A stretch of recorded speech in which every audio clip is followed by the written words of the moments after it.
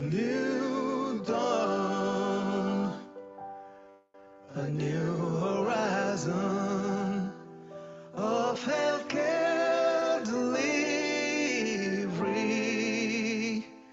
and patient safety.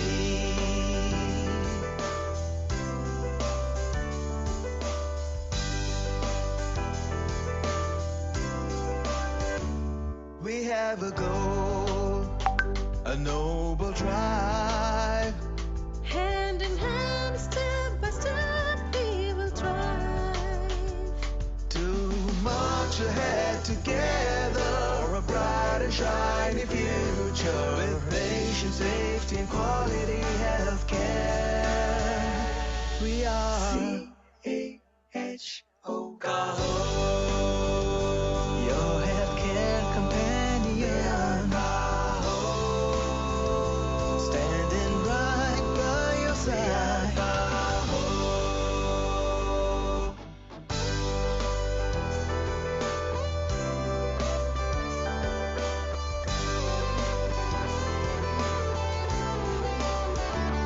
Joining hands for building a vision, shaping a culture for patient safety. Setting up standards with best foot forward. Won't ever leave no stone unturned.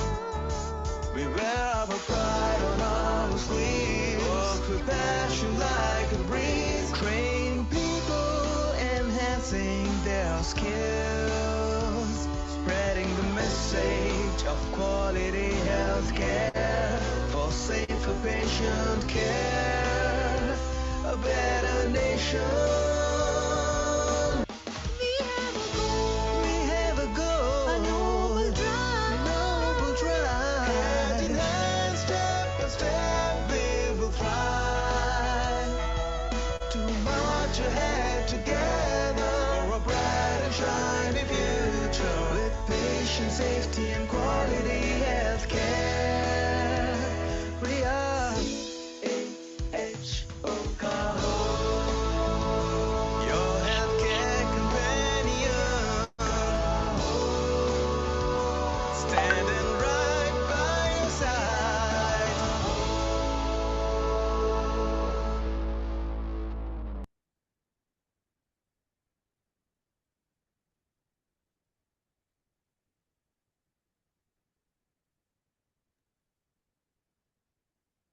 Satish sir, I think we can start now. You can start sharing your screen. Okay, let me see. Yeah.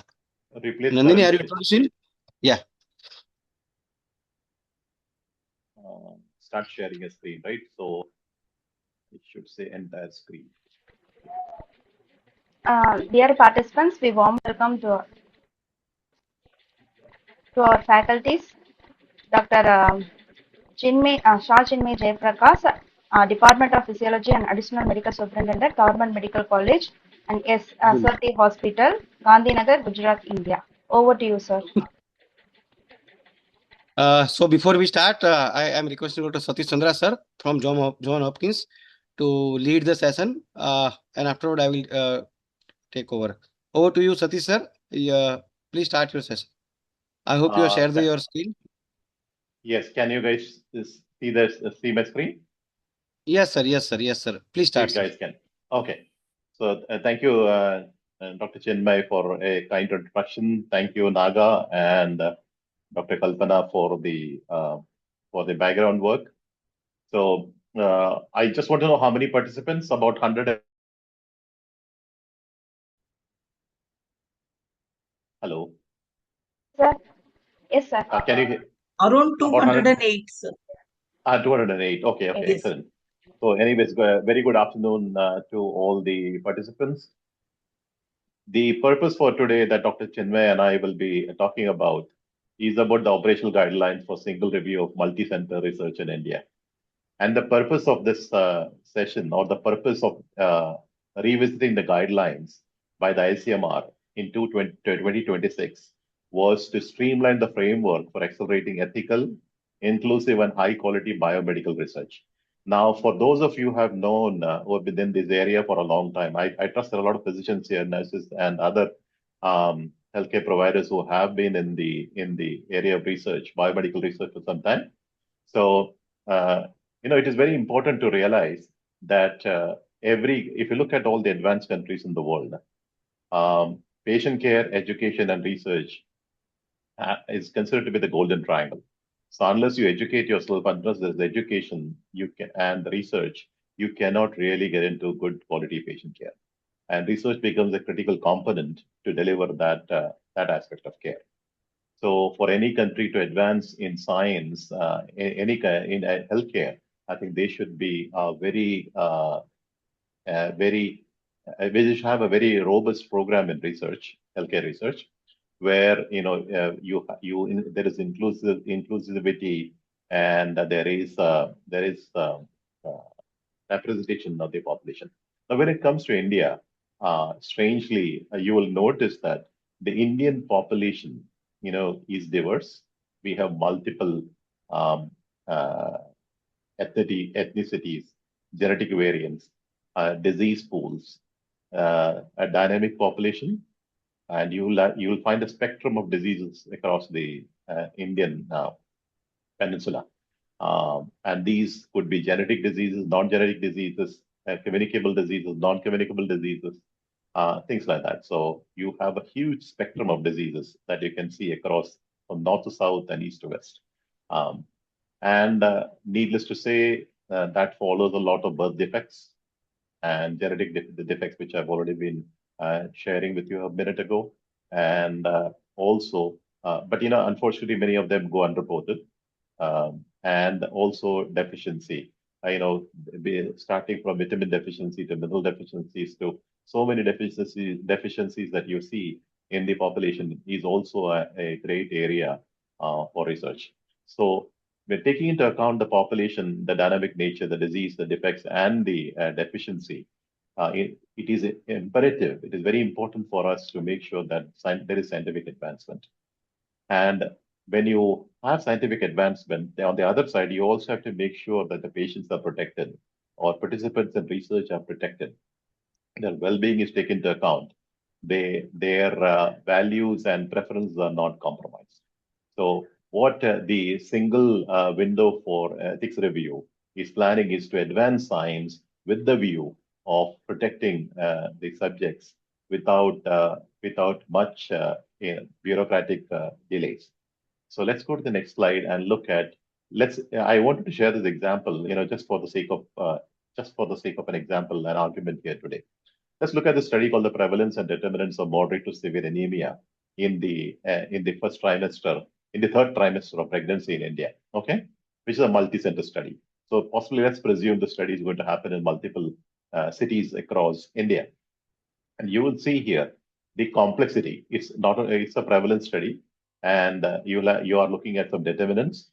So you will have a lot of pregnant mothers, and especially in the late stage of pregnancy, distributed across multiple centers in India.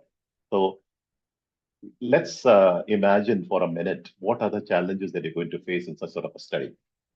First and foremost, when you're talking about, if it is a single center study, let's say it was just happening at KEM Hospital in Bombay.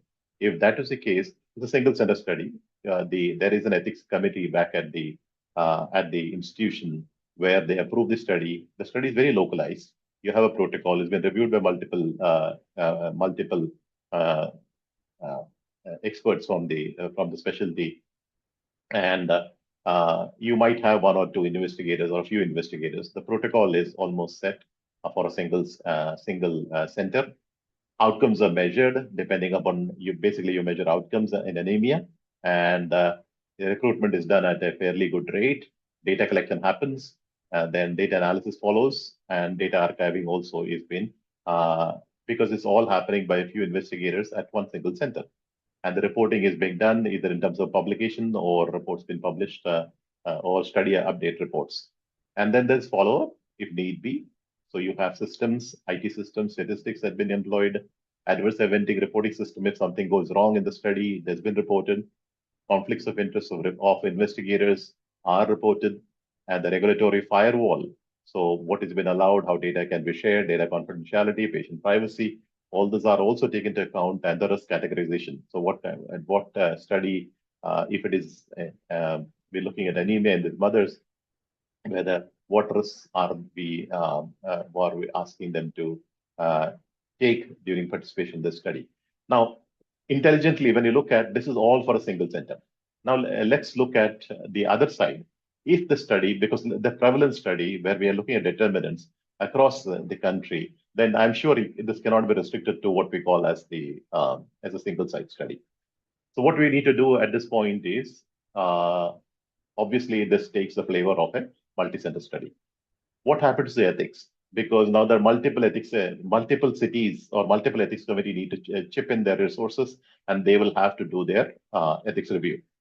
Now, once ethics review has been done by multiple ethics committees, sometimes you find that on a scale of 1 to 10, you find in most cases about 8 out of 10 that the reviews do not match. The requirements are spelled differently because it's how the guidelines are interpreted differently by different reviewers. So there could be a variation, and you end up losing a lot of time. And this being distributed, the study being distributed across so many centers, it also brings about challenges. For example, the site selection, the site acknowledgement, creating systems, making sure that you have enough patients there. All this also adds to some of the already prevalent challenges with the study. Then you have a diverse set of investigators operating from different centers, which adds also, their PQR or the professional qualification requirement has to be matched. They have to be tabulated. They have to be preserved. They have to make sure the GCP training has been done for these investigators, and it is current. They're familiar with the research guidelines. So many things happen just to start the study. And then we have protocol. Then we have the protocol itself. Now, protocol in many of the multi-center studies, you will have multiple outcome measurements like a primary outcome, secondary outcome, a tertiary outcome. All this also have to be taken into account. Recruitment is large numbers as compared to a single site study.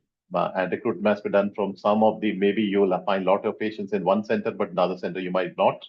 And data collection, data analysis, and data archiving also gets magnanimous because you have lots of patients now, lots of participants. And if you're looking at the anemia in pregnant women, you will see that this sort of in the study becomes a mammoth study. Reporting has its own challenges, follow up, and you will need some faster systems so that the transfer of data happens, is confidential, it meets privacy guidelines, and statistics are also done in such a way like all the data has been aggregated from different centers, analyzed and reported, and has been shared with all the investigators, and if there is a sponsor, also with the sponsor. Conflicts of interest, because we standardize what is called as conflicts of interest, so that what an X center, the site in Bombay, if they think this is the conflict of interest, then that will be pushed across all other centers so that those conflicts are been eliminated. And a regulatory firewall, of course, and also risk categorization. So risk categorization becomes much more meaningful, much more seamless, because the information now is standardized all across. So basically, when you look at when you're trying to look at such a study, you have to realize that a couple of things happen. First of all, is persons, where you have the investigator, the study team, the nurses, and the admin staff, the data entry people. These are the persons. Resources, you need large number of resources for such studies. This could be IT systems, statistical control, data transfer, data archiving, and those things. The ethics committees, you need a multiple expertise with multiple hats on, so that they can review the studies in time. And there's a regulatory firewall, such following the ICMR guidelines and other guidelines and the national law of the country. And finally, the systems that you would generate.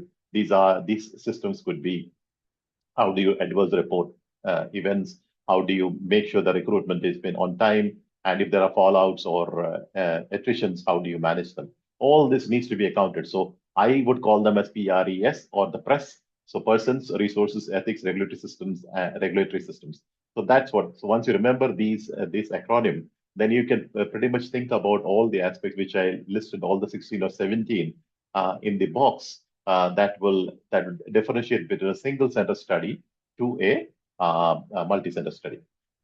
So why India wanted to bring about this single window for ethics review is because data management becomes very critical. At the center of everything is the protocol, but in participant recruitment, data analysis, and interventions, there is some sort of a standardization to the whole process, and that makes life easy as far as the advancement of science is concerned. Then, but when it comes to ethics review, if you see, like, if every center, like a center in Bombay, a center in Delhi, a center in Hyderabad, a center in Bangalore, if they are going to review the protocol, there are multiple reviews that come. And then each of the centers take their own sweet time. The investigators or the sponsors take the sweet time to review these and come up with a rebuttal or an answers to the review report. And then you have to fix them. So this takes a lot of time. And risk categorization. So I would call them as what we call as minimal risk, or somebody would call as moderate risk.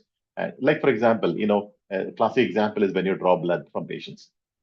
I have seen in my career where there are some centers that when a phlebotomist is drawing some blood is considered to be a moderate risk. Whereas in my experience, I have always been considered that as a minimal risk because people otherwise also as parts of standards of care, people do and go draw blood.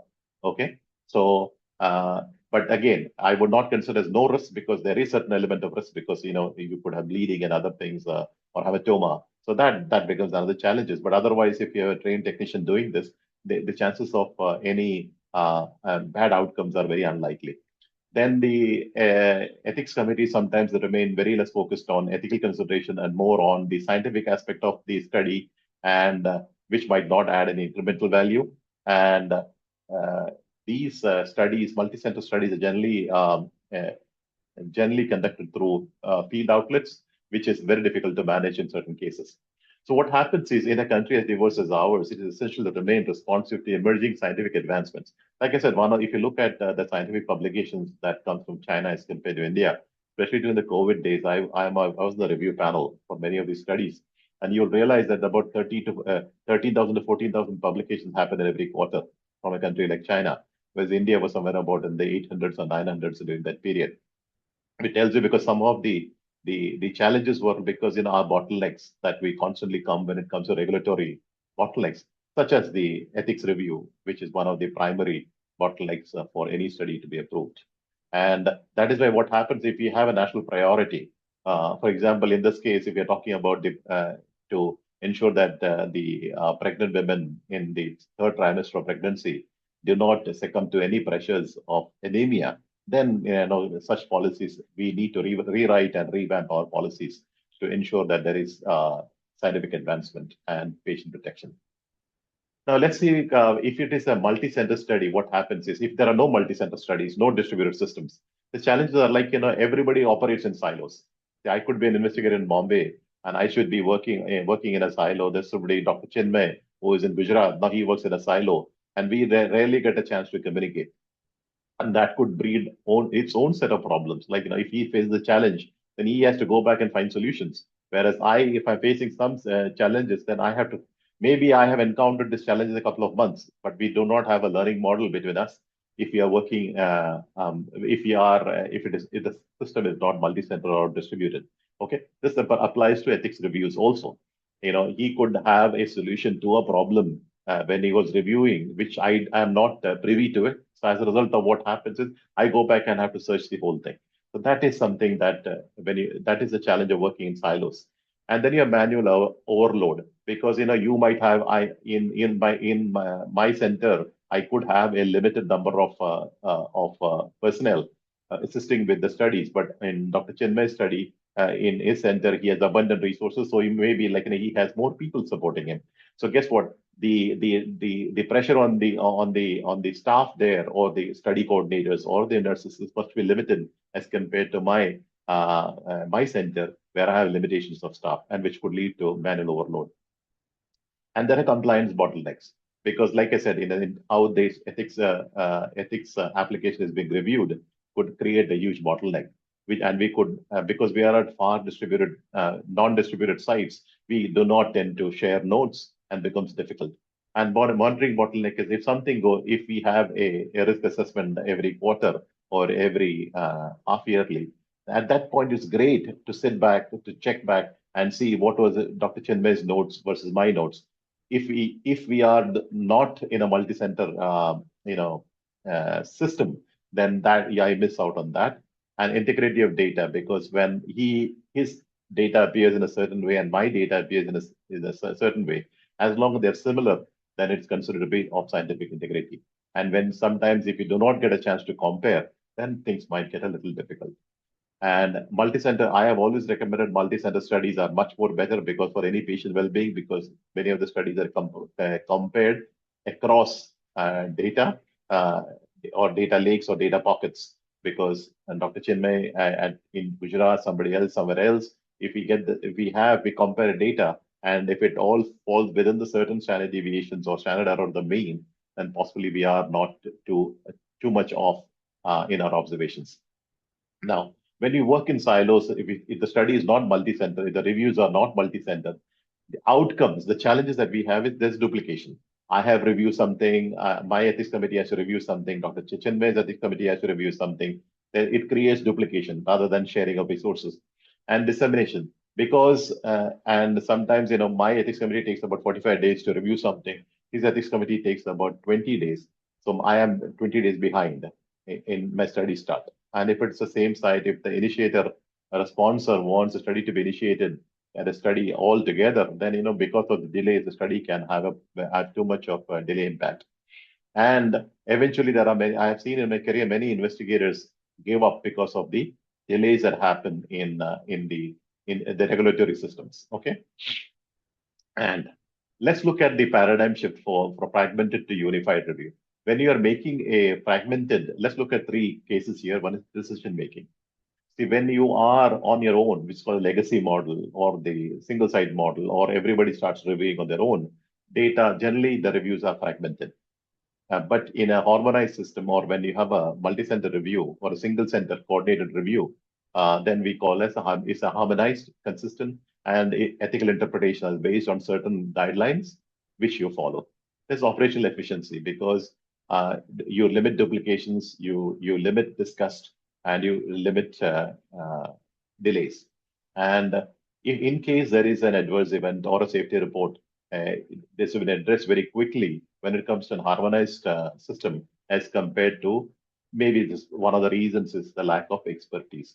You might not have an expert. For example, in this case of anemia, you will need a hematologist or you will need a gynecologist with certain levels of experience and research who need to interpret this data. They might not be available at one center, which could be readily available for a harmonized system or what you call the multi-center multi-center review system. And then the traditional parallel review is one of the things I find very fascinating when it comes to as a hub is of ethics review and coordinated efforts is the fact if I am an expert in hematology and somebody else is an expert in pathology, somebody else is an expert in gynecology, the reviews can happen between these people parallelly. But otherwise, if it is not distributed or not harmonized, what happens? The reviews are done in series, which takes a lot of time, and sometimes you even miss out because you don't have expertise. And so, a centralized review system is much more considered to be much more valuable, much more efficient as compared to otherwise. Now, when it comes to legacy approach, and when you talk about legacy approach, it's the standalone approach because it's my center. I have the ethics committee. I work with them. That's sort of an approach. In the legacy approach, you have multiple independent ethics committees. You have different sets of expertise and members, and so you duplicate the efforts. You have fragmented starts, delays caused by because there are approval timelines and institutions, and risk of sometimes you have inconsistent ethical feedback also. And I'm sure Dr. Chinmay has also experienced this in his career. I have done a lot number of clinical trials in my career, and I find that between institutions, intra and inter institutions, the ethical reviews sometimes cause a challenge by themselves because interpretation of the guidelines, interpretation of risk, interpretation of efficiency, interpretation of efficacy are sometimes interpreted very, very widely by some experts. So when it comes to single ethics review mechanism or ethics committee mechanism, all the members are there, your multiple expertise, they sit together, they discuss, and they write their reports, and the reports have already been have been reviewed and discussed before it comes to the investigator, and the responses from the investigators are at that point vetted completely and been discussed by the committee. The risks are far more better assessed because the expertise, wide amount of expertise is available, and the study start line and timelines also happen quickly because all these members are at one place, multiple expertise at one place, and you don't have to run around chasing different ethics committees, different timelines, and different levels of expertise. Then, so what this model proposes is this hub and spoke. Is some simple like if you have a bike at home, a bicycle at home, just think of the think of the the hub and spike where the spikes are connected to the tires or the rim, and that's how. So your multiple centers, the rim could be the multiple centers, and there's one coordinating site in the center with all the spikes that run to it. So anything that you do, all the reviews, it could happen parallelly with multiple experts. All this could be happening from that's coordinated from the center, and it's sent to different spikes at different centers, different study sites, and eventually all this information can be collated back the coordinating sites, created once under one single ethics review, and which actually increases both efficiency and the time frame to get the job done. Then the traditional review, when it comes to, is redundant, which I've already shared with you, is fragmented, sometimes siloed. There's administrative duplication, and things like that. But in a single ethics review, is very streamlined, strengthened, centralized, and timely, and in quality. And that is what the outcomes of a single ethics review is. So there are 5 components here that we need to be we need to take care of them, and these are the 5 collaborative pillars. First and foremost is when you have a single ethics review, then there is more trust and collegiality because data and notes and expertise and challenges are shared across by different investigators and by these committee members, and they get addressed much more quickly as compared to a single ethics review. And the responsibility gets shared because if there is between investigators, if there is some challenges in a patient recruitment or in terms of a patient attrition, then that gets discussed, and then you could a site that has abundant amount of a near site which has an abundant amount of patients that qualify the inclusion and exclusion criteria can be shared across where there is low recruitment. Communication becomes very transparent, like I shared with you, where the data becomes much more reliable because it's been vetted by multiple investigators, and ethics committees also review them based on the wide spectrum of expertise. And I think the whole system becomes much more fair because if there's an intellectual property being developed, if there are some authorships issues and contributions, multiple systems, multiple people, multiple experts reviewing the documents add a lot of value, and the single site architecture helps such variances from happening in terms of authorship, intellectual property, and stuff like that. And the whole process becomes much more flexible, and both in the the socioeconomic and so the social and cultural aspects, because it's very, very important, because one of the when I was a reviewer on some of the major journals in the US, still am on some of them. One of the early issues that in the 90s and 2000s that I faced, or from 2000 to 2015, that I generally come across in the discussions by the panel, was that research from India is not inclusive, and it lacks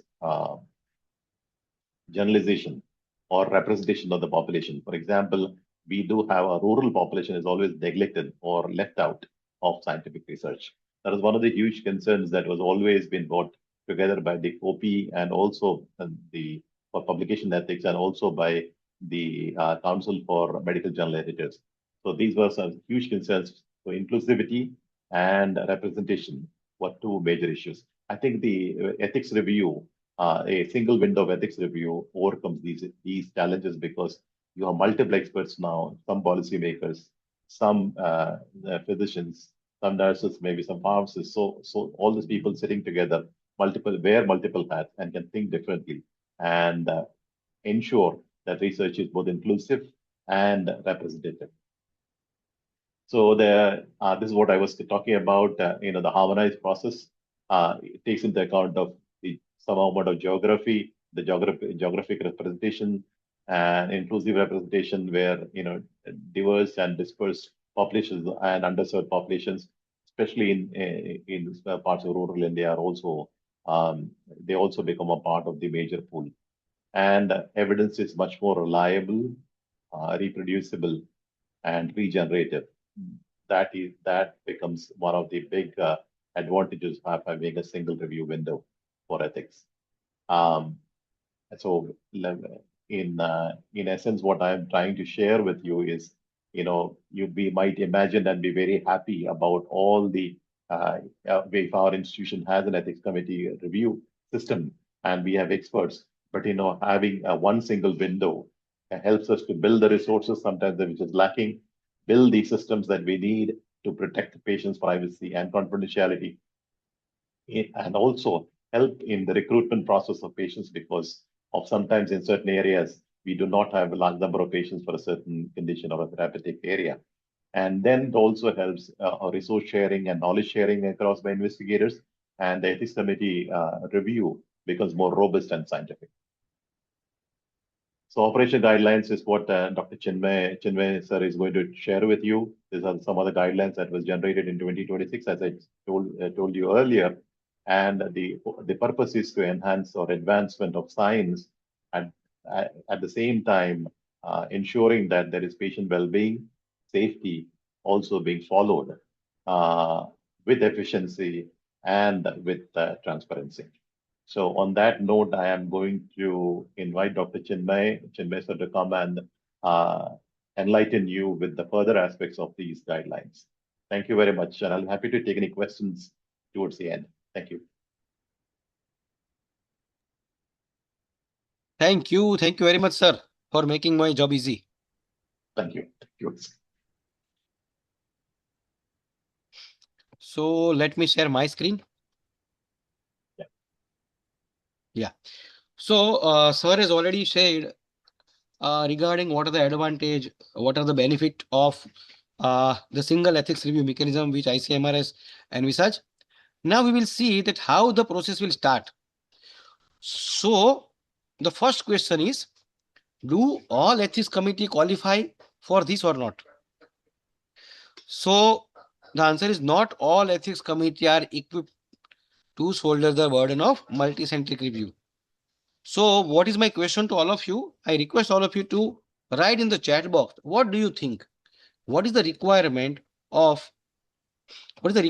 for any ethics committee to become an ethics committee for multicentric research? For example, they need to have something like multi-site trial having a vanguard institution, and there are certain filtering process which ICMR has said. But in your view, what are the things required for any ethics committee to become an ethics committee for multicentric research?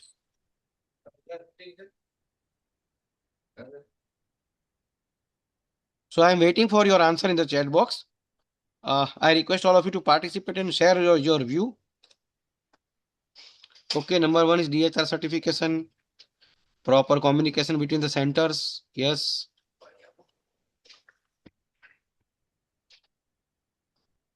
Resources. Okay.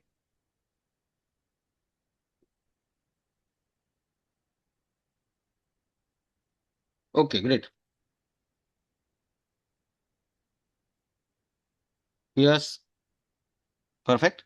So let's see what guideline says. So guideline says that there are two type of criteria. Number one is an essential criteria.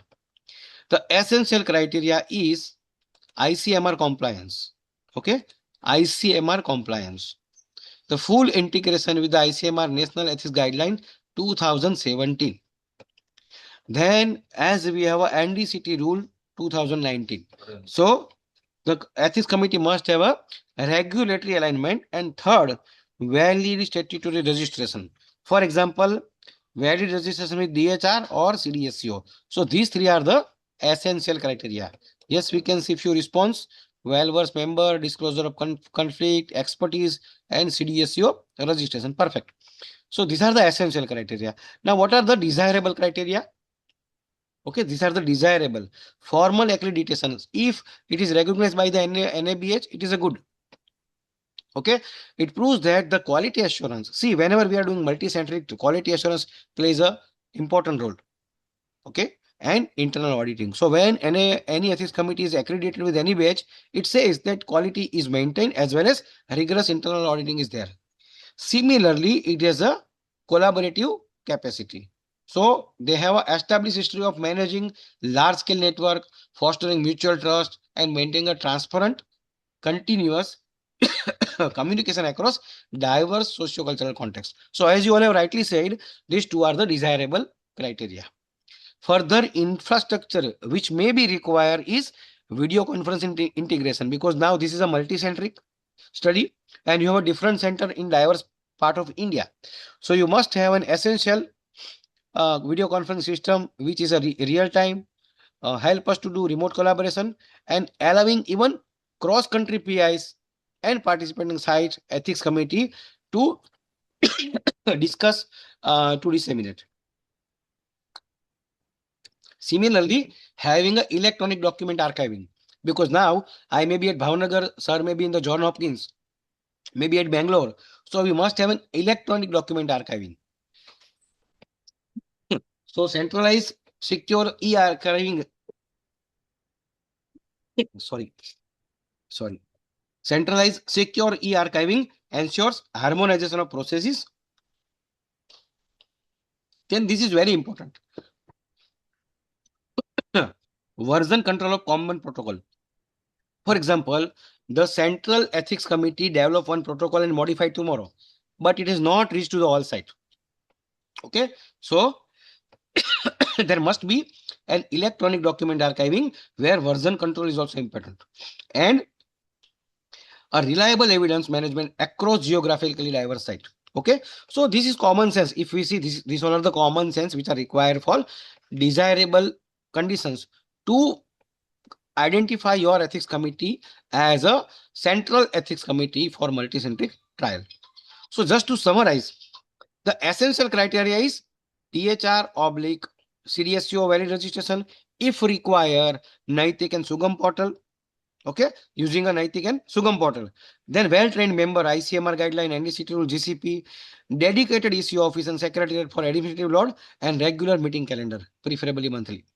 And desirable, as we have seen, national oblique international accreditation, robust independent ethics review committee, prior multi-central ethics review experience, and digital infrastructure. So these are the two things which are required for any ethics committee to become central ethics committee for multi-centric study. So if you want to see, does our ethics committee qualify or are we ready to become a central ethics committee? We have to just tick these four things: regulatory compliance, representational capability, collaboration readiness for process harmonization, and technological capacity like e-archiving and video. Here we have to see that technical criteria are not a bureaucratic hurdle. They are the structural foundation required to guarantee quality, representation, and reliable public health outcome in nationwide research. I hope this is clear.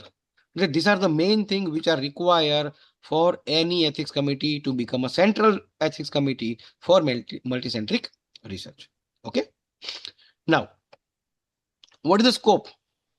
The scope is we can go for basic and applied science, we can go for genetic and genomic research, epidemiological and population studies, implementation and health system research, public health surveillance and surveys, and even we can go for clinical trial, drugs, biological vaccines, devices, and investigator initiated studies. Okay, and just to note that regularly clinical trial are additionally subjected to Drug and Cosmetic Act and NDCT Rule 2019. See, one thing we have to keep in mind, this is an addition of whatever previously said by our ICMR or CDSCO. This is not replacing anything. Okay.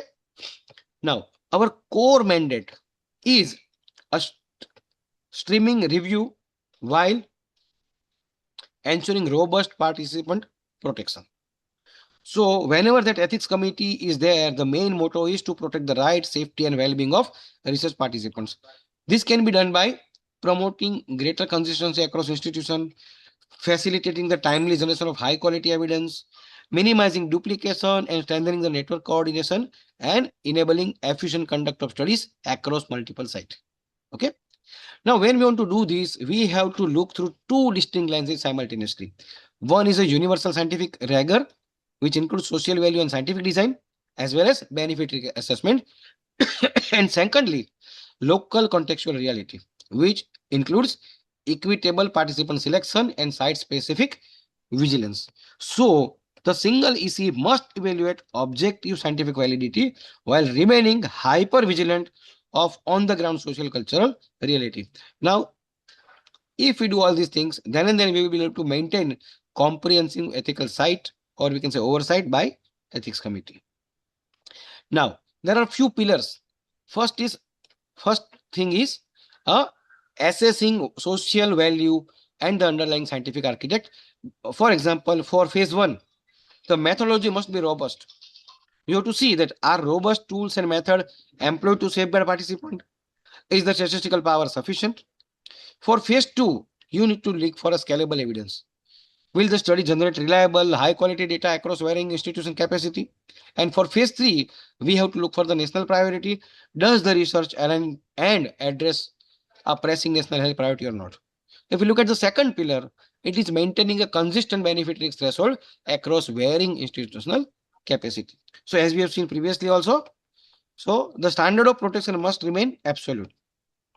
Okay, it should not be compromised.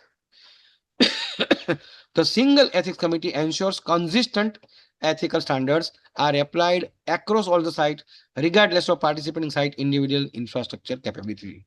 It should not be that हमारे पास ये नहीं है तो ये नहीं होगा. It is compulsory. So to do that, what we have to do? Language adaptation. Secretariat must verify translated informed consent forms which match the appropriate or approved English version, utilizing independent language expert or consultant in case of require. Then expert consultation. You also need to do a discussion which are sensitive for the study. Or if require, you have to discuss with the remote population for the remote population. Okay. And for that, we have to invite a local member during review meeting. It's not be like now we are the central, we will not ask anybody. Ask everybody, have a representation from all the different local sites. Also need to see that explicit evaluation of regional psychological risk, for example, stigma, marginalization, and health access to the people are there or not. There should not be any disparity between healthcare access. So these two things are to be done by a local spokesperson, which is a contextual with the community. And the central PI, the CPI is a central PI, will ultimately need to do the expert consultation as well as customize the safeguard whenever required. The third pillar is driving equitable participant selection and inclusive representativeness. Okay, the ethics committee has to see that the centralized coordination is done properly, which enables the inclusion of diverse, geographically dispersed population, and that was the need of any multicentric study. They have to also see that all are actively engaged, and they have to see that they will actively participate, specifically underserved regions, because if we add that, then and then it strengthens the research quality. Otherwise, there is no meaning of multicentric research. Now, as we have said, that inclusive participant selection directly result in greater scientific validity, generalizability, and reliable real-world evidence. And fourth pillar is maintaining a hypervigilance over site-specific community realities, where we have to address social cultural context, community vulnerability, as well as language adaptation. Clear? So these are the pillars based on which the single ethics committee will work. So ultimately, the review workflow will be the similar. That's submission, completeness check, ethical review, decision and communication, and ongoing monitoring. So how to do it? For example, you are submitting for the scientific review. So first is independent peer review. The multicentric protocol must undergo comprehensive scientific review by an expert at the coordinating site. Then removing the duplication. Then adding the contextual evaluation, and finally the governance check.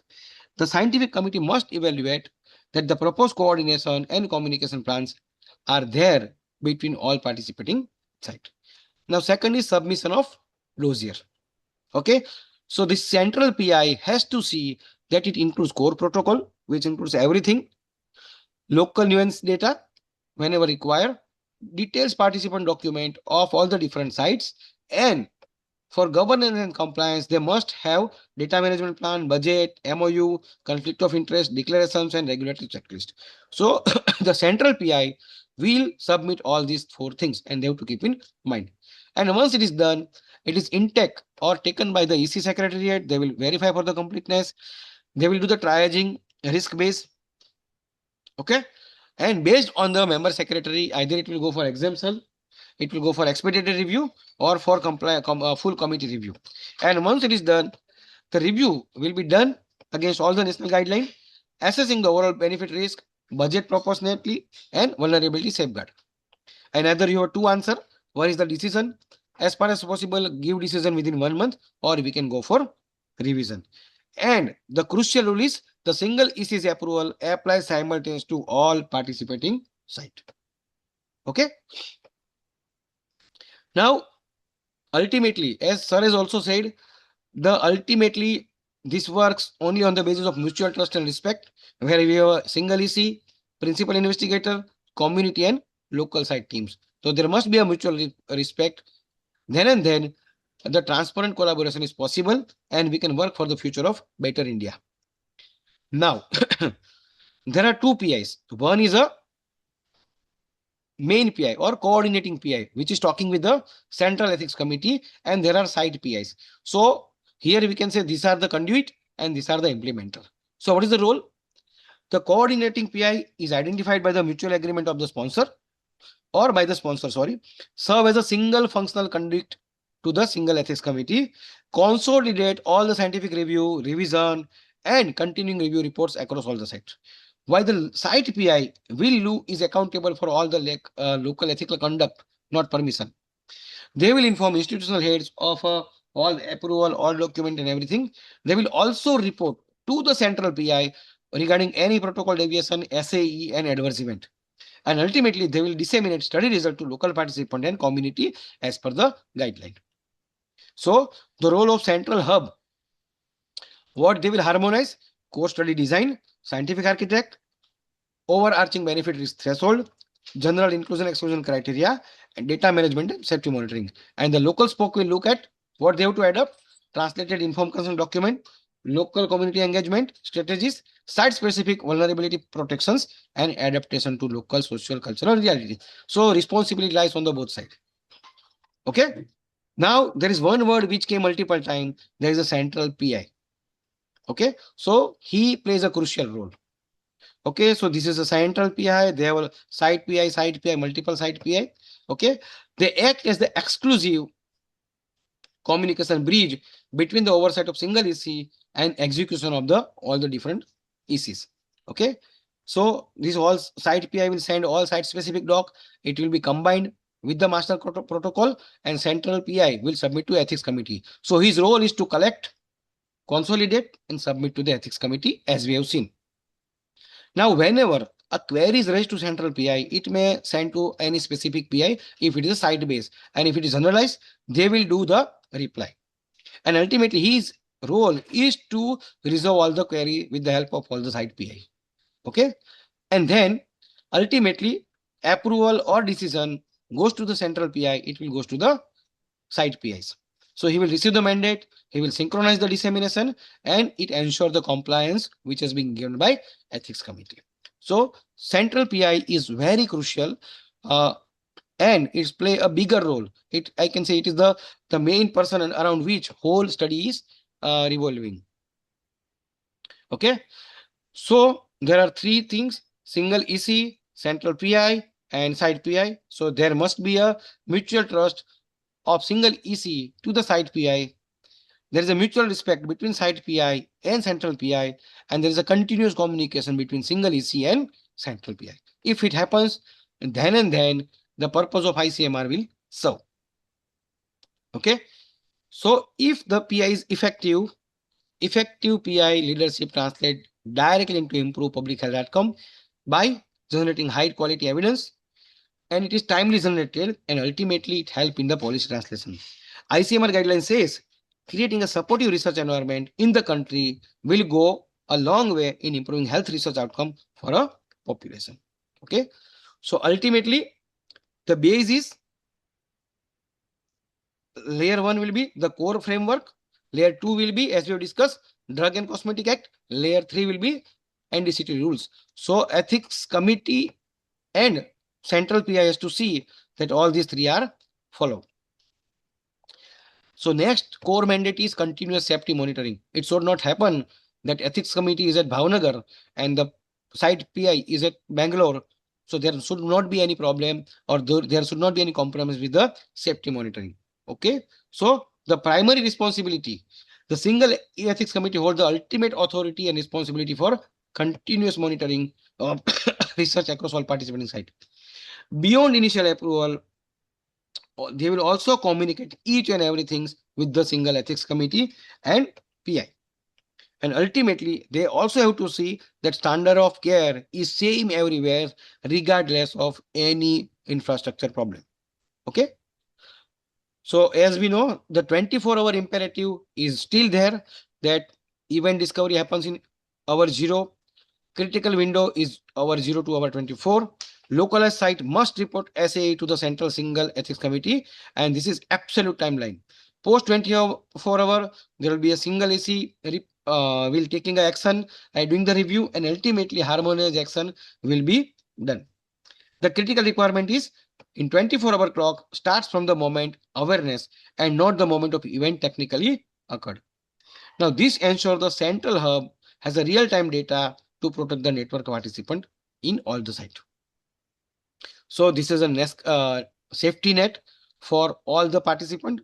It includes the site PI, which identify SSE and trigger, the central PI, which escalate to the single ethics committee, the single EC or SA subcommittee will assess, and ultimately they will take the harmonized action. So this is a safety net for harmonized SAE reporting.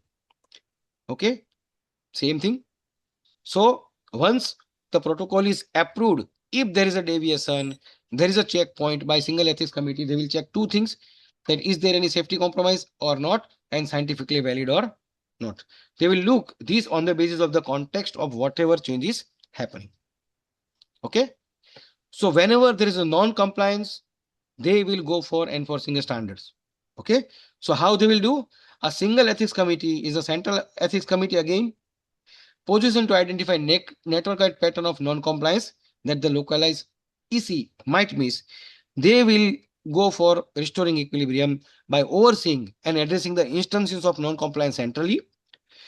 The single ethics committee also enforces to adhere all the ethical standard and thereby safeguarding the generation of reliable policy ready evidence. And ultimately, what is the threat to trust? If there is no effective collaboration, that is a threat to trust. So we have to keep in mind. So ultimately, architect is SAE report in 24 hours.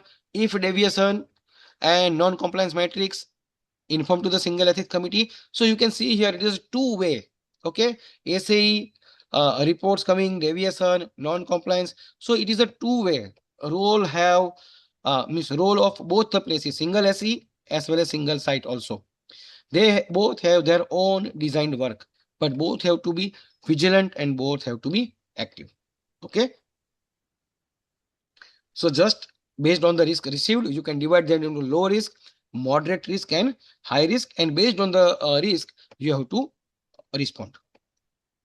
So finally, the harmonized safety has a three pillars, as we have seen: that serious adverse event, protocol deviation, and non-compliance. These three things we have to keep in mind. Here the focus is critical health impact on participant. Here the focus is departure from the approved common protocol, and here the focus is to see that why there is a failure to adhere to the regulatory or ethical standards. In all the three, here strict 24-hour mandate, periodic or immediate information whenever protocol deviation, and incident-based discovery in case of non-compliance.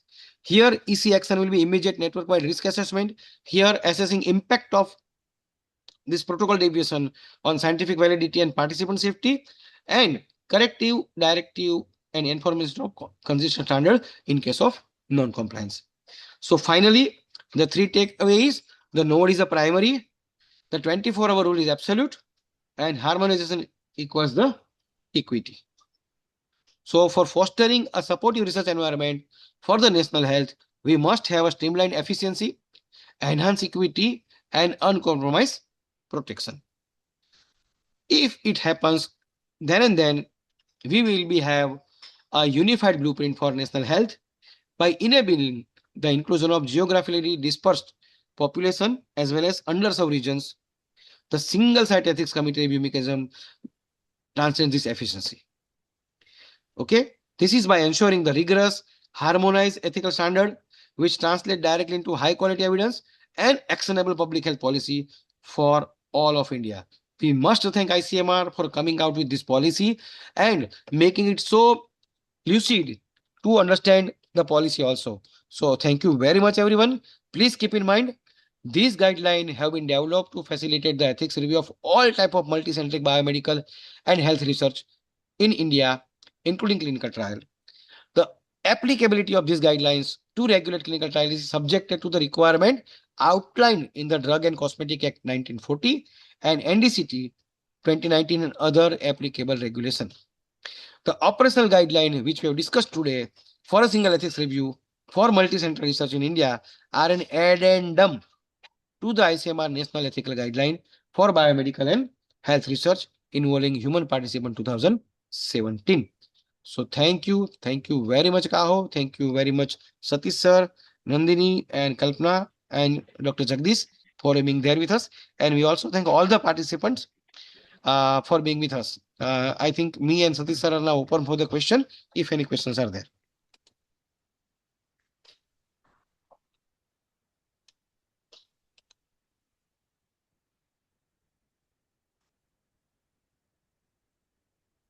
I think it is really a new guideline, and we may be I think the first webinar of the policy has been done. Satish sir can throw more light on it. Is there any previous experience or previous question which you may have addressed previously? Thank you, Chinmay sir, for an excellent presentation. I think you have taken through the whole gamut of what's happening, especially with the backdrop of what's happening in 2017 as an addendum. I think this was a great presentation. So as far as the guidelines are concerned, and to the best of what I know, in most places, the message is still waiting to be percolated down south. People have not been having this message. So I think CAHO taking the initiative to present to this to the wider community is very welcome, and we should be thanking them for doing that. And also to the ICMR in general, because of what they have done. It's a very comprehensive guideline. Especially, I found it because after living in outside India for so many years, I find something very interesting here is because the inclusivity and representation are two huge facts that they have included, which I find is very interesting and is very important as far as a diverse country like India is concerned. So thank you very much, Dr. Chinmay. Thank you very much, sir. I can see there is a new questions. Sure. So it is a 2 meaning as usual. Everything has been understood. So we will take that only. We will not go for the second version. So thank you, Kalpana. Thank you, Nandini. I think we can close the session. You, sir. Thank you. Yes, sir. Thank you, sir. And thank you, Dr. Jagdish, also. Thank Yeah. you all. Thank you, Kalpana. Thank you, Nandini. Thank Thank you you, all. sir. Take care. Bye-bye. So Bye. there is poll has been displayed. Yes, We sir. request everybody to please do the polling. And on this juncture, we are missing Lalu madam. Yeah. Atish is busy, So I think. let's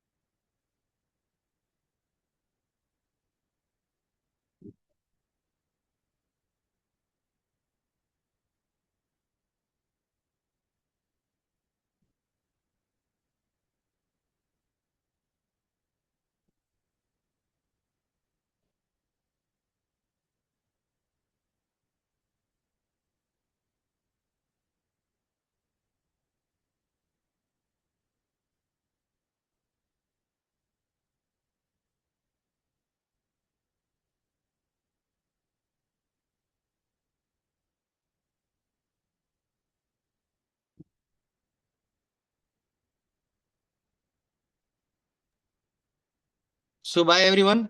Thank you. Thank you, Thank sir. you. We will share Thank you. you the feedback shortly, sir. Yeah, sure. Thank you, sir. Thank you, sir.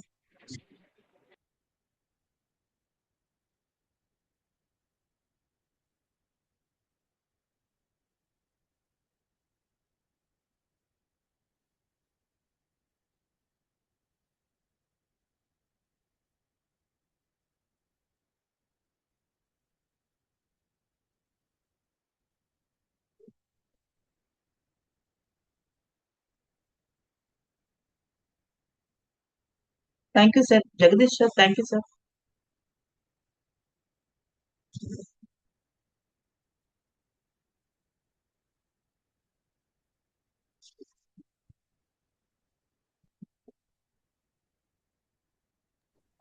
Thank you. Thank you, sir. Thank you, sir.